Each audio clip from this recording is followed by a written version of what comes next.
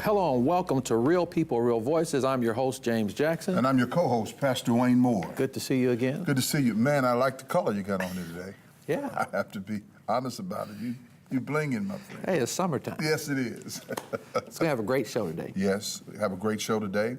I think this is issue that we're going to talk about today is probably an important issue for all community, especially Central Indianapolis to know and Indiana to know about sickle cell anemia. Next month is going to be Sickle Cell Anemia Month, and we're doing what we can to help that happen. And it's so important. Yes, it is. It affects so many people and Right. disproportionately the minority community. Right, and many people have been misinformed about it. And that's why we have people on our panel today that's going to help us get some great information and give correct information about sickle cell anemia. Yeah, the Martin Center is here. Yes. Gary Gibson, Sabea Martin is here to tell us all about the disease, raise the level of awareness. Right. Talk about how people can help to support coming up with a solution. And we have a great announcement today too as well. Yeah, absolutely. Yeah. And we're glad that you're here with us on today. It's going to be a great show. So please stay tuned right here to WHMB TV 40. We also want to encourage you to go to our YouTube channel. Yes, yes. Like us on YouTube, WHMB on YouTube. You can watch this show over again and others that you might have missed. Like us on Facebook. Yes, yes. Go to Facebook, check us out. Matter of fact, you might be able to see some things today and in the following week. Yeah. Tell all your friends about us as well. We want to make sure that everybody can be a part of what's going on with Real People, Real Voices. So we're looking forward to what Sabea and Gary has for us today. Yeah, and I'm excited about it. The community is going to be ecstatic about what's about to happen. Yeah, so stay right there. We'll be back after this. Real people, real voices, keep it real.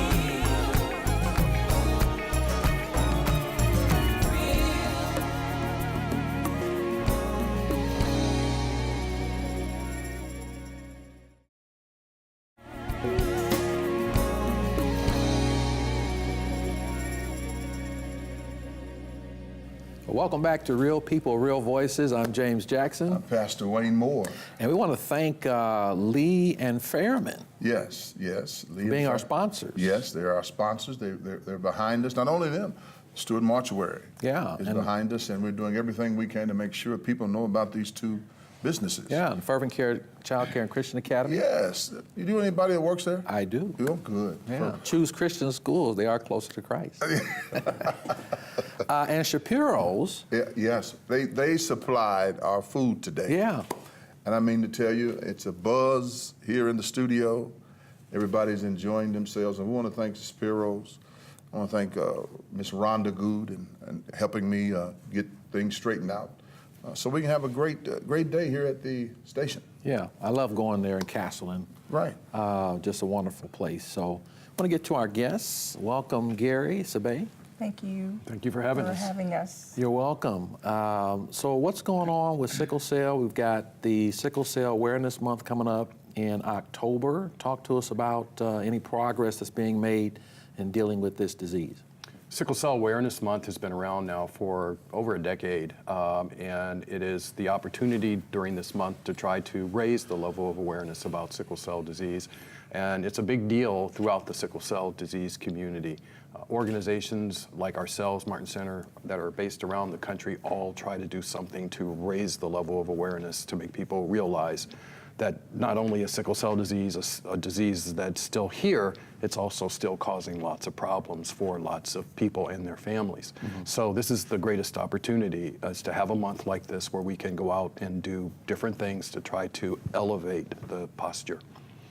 And when we talk about raising the level of awareness, certainly as Dr. Moore and I were bringing the show on, we talked about the fact that a lot of people are affected by the disease, but it's often called the black disease, although it's not just black people that get it.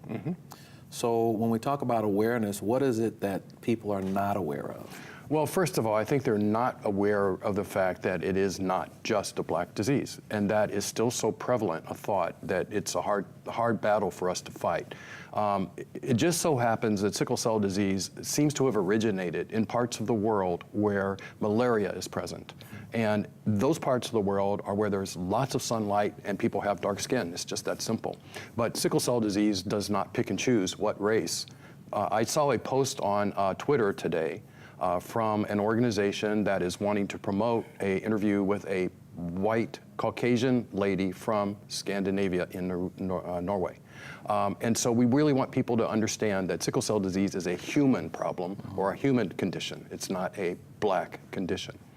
So that's issue number one. Issue number two is that it's just not, people are still not aware of the complications that it causes in the lives of the patients and the families that it affects. So particularly, what does it do to them from a psychosocial point of view? How does it deal with their emotions, and how do people deal with their emotions? How does it impact the family finances? How does it impact opportunities for employment? How does it impact opportunities for education, et cetera, et cetera, et cetera? Those are the other things we're wanting to make people aware of. Okay, and Sabay, with your work, of course, with the Martin Center, and people can access the services at the Martin Center. Talk about some of the services that the Martin Center offers. Well, from the point of view as the treasurer on the board for the Martin Center, the services are very important, from support services for food pantry, for testing, for the typical needs that you would have as a patient, but more importantly, are funding those services. We do get help from other organizations, but it's incumbent upon us as a community to support our own cause, and that's where I come in. My heart beats fast for the Martin Center Sickle Cell Initiative in raising awareness as well as raising funds to support the support services that we offer. Yeah, you know, Dr. Moore, we talked about the fact that it can be difficult where relationships are concerned.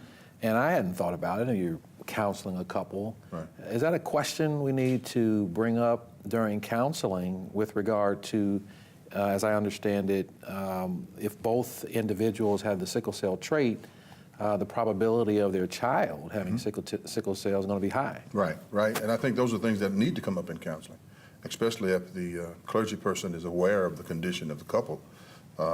Because sickle cell anemia and trying to manage it on a daily basis can be very, very, very, very complicated. Yeah. And is that something that you all are talking about as well? Yes. Or have you even gotten into making this information available and maybe telling clergy this is something we need to talk to? Well, we haven't about? actually talked to clergy about it, and that's a very, very good idea. But it's a part of a standard presentations that we give when we give presentations at schools, when we do health fairs. We give presentations at conferences and things like that, and we're always talking about that. And you know, it's basically this simple. If you have two parents that carry sickle cell trait, there is a 25% chance that that child that they have, each child, will have sickle cell disease. 25% chance. 50% chance that they'll have sickle cell trait, which then helps pass it on continually, and then a 25% chance that nothing will be wrong at all. So it's really, really important to know your sickle status, and that's a big part of what we include every time we talk about it. So when you talk about knowing your sickle cell status, is there any kind of, what do you call those, health fairs where you do screenings? Is there a screening that you can we do? don't do screenings, but we encourage people to get screened. Honestly, we're actually looking for a partner to help fund screening that we can provide. We used to provide it many, many years ago. We lost the funding source for that, so we can't provide it anymore. But we actually think it's still as big an issue, if not bigger, because we've been looking at the immigration trends here in the city, and we've been noticing that there are more and more people moving into our area from countries where sickle cell is prevalent and where they do not test. Yeah. So I do believe that there's a large percentage of people Yeah, that are here that don't know their sickle Gary, cell I have status. to agree with you. I have to agree with you. I received my screening at an IPS school. Many years ago, the Many IPS years ago. system afforded all students sickle cell screening. And for some reason or another, we just kind of forgotten about the old days when we used to get a lot done. Right. And maybe we need to go back see if we can resurface that. Because, like you said, Gary, there's a lot of people who are coming into our city, our country. Definitely. You know, I've just done, I've continually for the last couple of years tried to keep up on the immigration trends, and I'm adding to a paper that I've written about it. And what I'm seeing is that you've seen a tremendous influx and growth of the number of people from Africa and India, particularly India. So what's really important is that 1 out of every 750 people, Indians that are born, have sickle cell disease, 1 out of 750. That's the second highest rate than African Americans, which is 1 out of 350. So the next highest rate is Indian. And if, I don't know if you've spent any time on the northern part of town and out in Carmel area and up in this area, you'll see lots of people that are here from India. And I got a feeling that some of them have sickle cell trait and don't know it. I got a strong feeling about that. Well, we got to take a break here, Dr. Moore, Gary Sabay, and when we come back, a lot of research is done with regard to other diseases. But what we found is that there's not enough research with regard to sickle cell. So stay with us. We got much more to come. We'll be back after this. Real people, real voices, keep it real.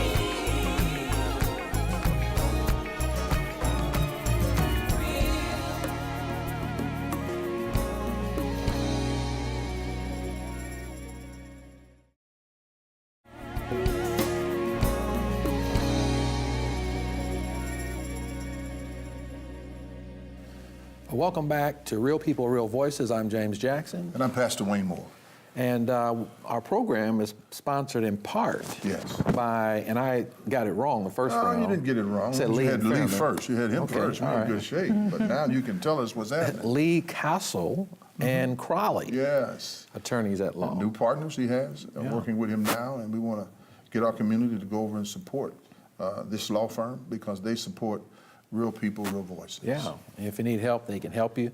Also, Stewart Mortuary. Yes, been around for years, do a great job in the community, and if you have some bereavement services that you need attended to, check with the Stewart Mortuary. And if you need Christian, clean, caring, and convenient child care, the Fervent Care Child Care and Christian Academy can also help you. So talking about sickle cell.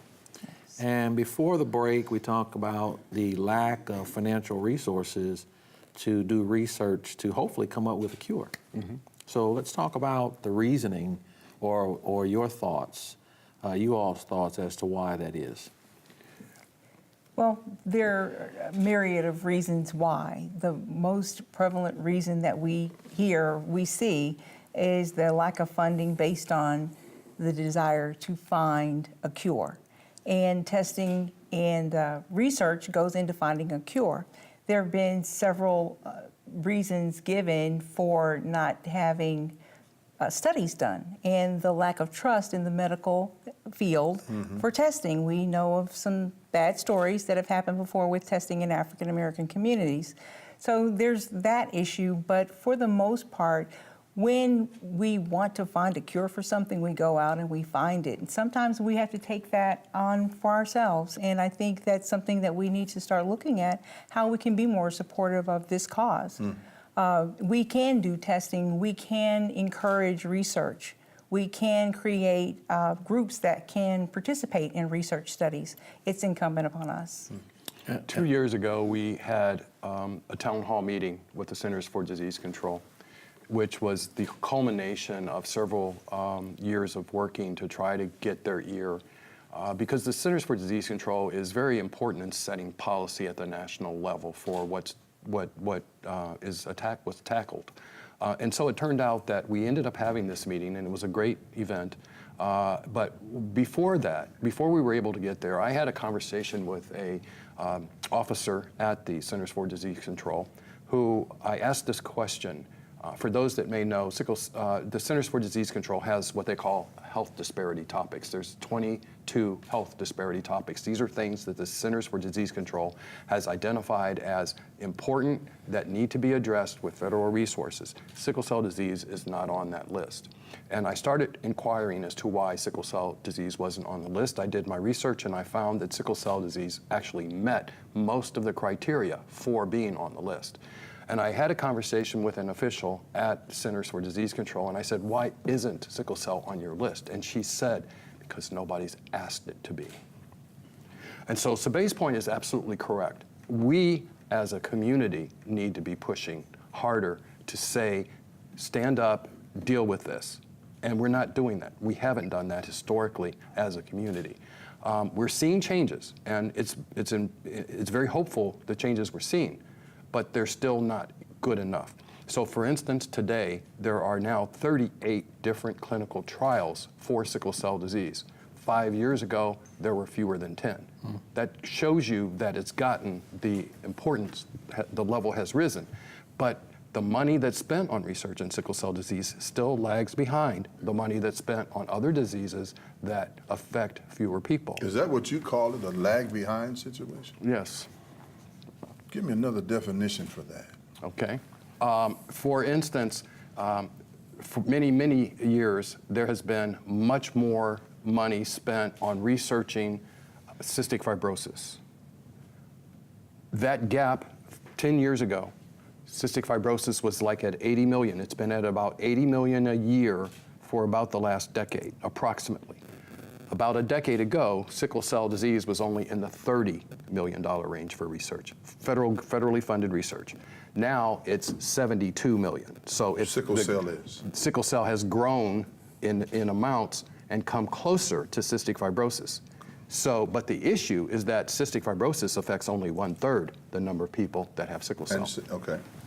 Point exactly. I think the lagging behind syndrome, when you look at some of the other areas of diseases, they are far ahead of sickle cell anemia. That's correct. And this is what we're trying to do here in Indianapolis in October. We're trying to do something that is a first in sickle cell anemia arena, and we're going to do it right here in Indianapolis. Tell us about that. Yeah, well, we're looking forward to a telethon and a sickle cell Saturday, a sickle cell Sunday to raise the awareness and raise funds Yes. for dealing with the problem of sickle cell. So we're very excited about that. Very, And we are very too. excited. Very Yeah, excited. and we're in partnership with the Martin Center, Martin University, Yes. and a lot of other folks. Yeah, I mean, if we could just get some other sponsors to come along and make this happen.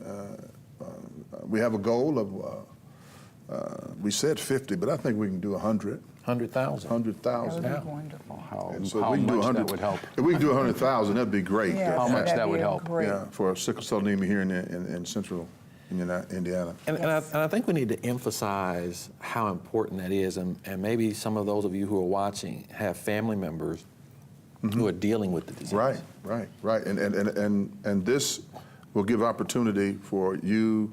When resources are raised, it creates opportunity for more information. Yes. It creates opportunities for people who need help in certain areas, financial areas. Our chapter here will be able to do that.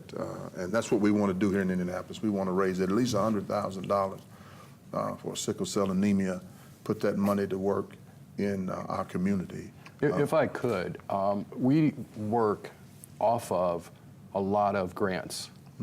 And the thing about grants is that they're very, very specific. You have to do what they want you to do. And what we really need, and Sabay says this so well when she's out speaking on our behalf, is that we really need unrestricted funds. Funds that we can use however we think we need to. So for instance, there is no grant that we're aware of that would help us allow us to pay for funerals for families that lose a loved one who don't have the financial resources to pay Well, for Gary, a we're funeral. going to try to create that. Yeah. We're going to try to create exactly what you're saying to where you can really help those people who are in our city who need those resources. Yeah. And that's so important. That's so important. Because, I mean, as I understand it, the average age or lifespan generally of someone who has sickle cell is about 35. No, it's 48 for women. 48 for women. And 42 for men. 42 for men. Right. Which is still not a long time. Yeah. Still a young person. Yeah.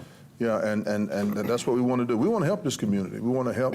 And next year, you'll be 50 years old. Yes. Yes. What a way to go Yes. into your Yeah. your Very 50th exciting. year is the city of Indianapolis is going to come along, raise $100,000. So in January, you'll go in with some unrestricted funds Unrestricted to help your funds. community. Yeah. That'd be phenomenal. That would be Indianapolis, we're wonderful. counting on you to help us do this. Yeah, and hopefully that'll be a fire starter Yes. Oh my God, yes. across think the so. region. And Very- across the country. Yeah. Across A the lot of, actually, there's a lot of organizations that watch what we do and then try to do the same thing. And that's really a nice position they'll be for us to watching this in. one, my friend. So we'd love to see that. All right. Well, Very exciting. thanks for coming and being with us. Thank you for having Thank you us. for having us. You're welcome. We appreciate it. And thank you for staying with us. Please let your family, friends, relatives, associates, and neighbors know that we're on right now. We're on 5:30 on Sundays, 11 o'clock on Wednesdays. Stay with us. We'll be back with the rundown. Real people, real voices, keep it real.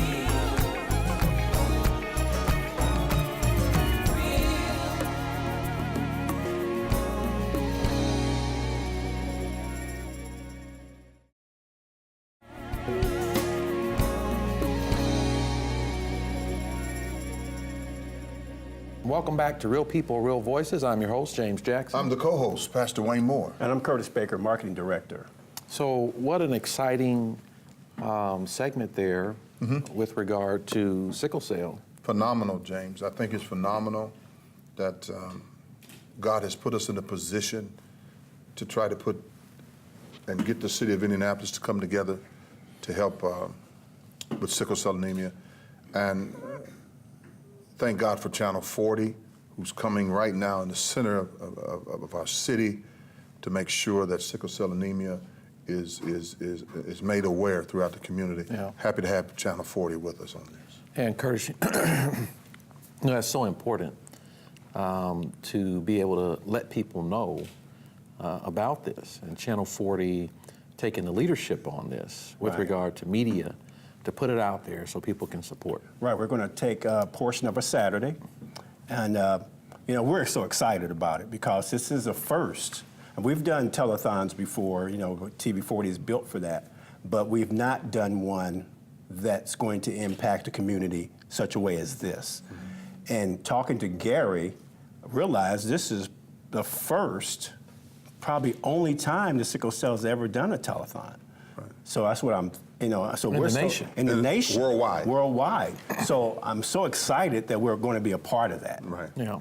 It's a worldwide event, and it happens right here in Indianapolis, man, and that's phenomenal. And just so you know, we'll have celebrities there. We're going to have entertainment, and of course, the two #1 hosts Right. in Indianapolis, Praise God. Dr. Moore and Pastor Jackson. And we're so proud of you here at TV 40 that you're part of our family. Thank you so much for We're having happy to me. be here. Yeah, I'm happy to be here too. I enjoy being on the set and making sure that the community knows some things and be able to inform them. I am really excited about this. Yeah. So thank you